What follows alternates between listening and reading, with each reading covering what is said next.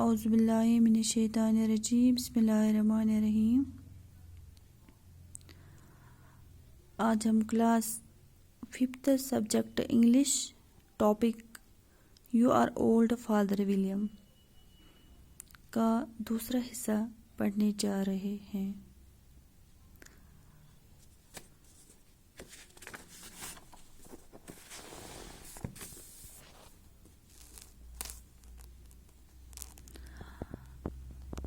بچوں، dear students, before I start my today's lecture, I request all of you to open page number 44 of your textbook.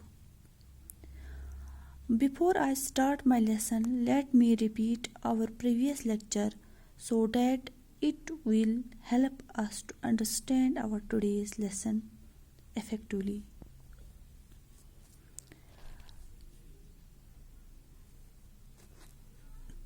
پیارے بچوں،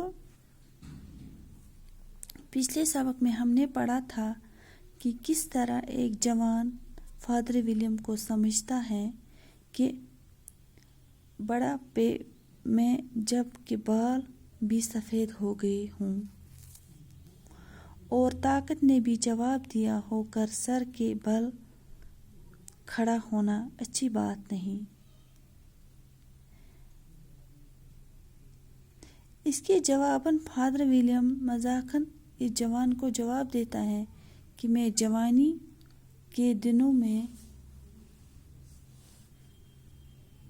سر کے بل رہنے سے کتراتا تھا کیونکہ مجھے خوف رہتا تھا کہ اس سے میرے دماغ کو تکلیف پہنچے گی، مگر آج جب کہ میں بوڑھا ہو گیا ہوں اور میرے پاس دماغ ہی نہ رہا ہے تو ڈر کس بات کا۔ بچوں، پہلے میں یہ پڑھوں سبق۔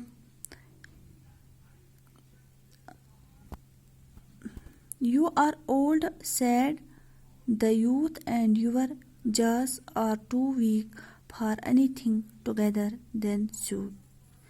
You are finished the goose with the bones and the beak. Pray, how did you manage to do it? In my youth, said his father, I took the law and argued each case with my wife, and the muscular strength which is given to my jaw has lasted the rest of my life. You are old, said the youth. One would hardly suppose that your eyes was steady as ever, yet you balanced an eel on the end of your nose. What made you so awfully clever? I have answered 3 questions, and that is enough, said his father. Do not give yourself airs. Do you think I can listen all day to such stuff? Be off, or I will kick your downstairs. بچوں، میں نے یہ سبق پڑھا، اب میں اس کا meaning بتانا جا رہی ہوں۔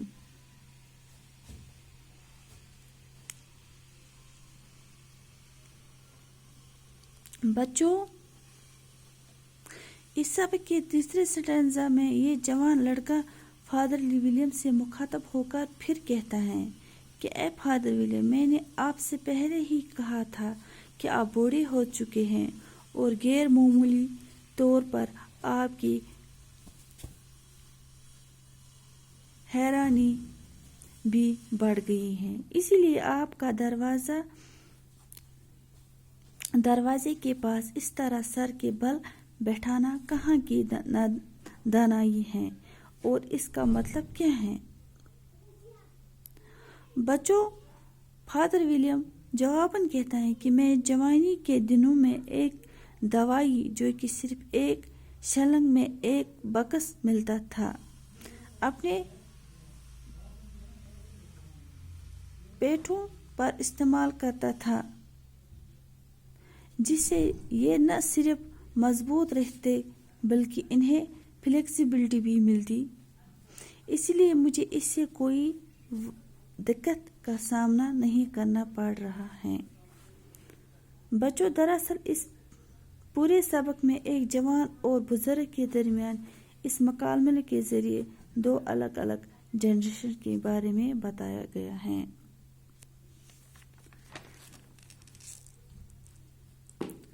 بچوں، آج کے لیے اتنا ہی۔ شکریہ بچوں۔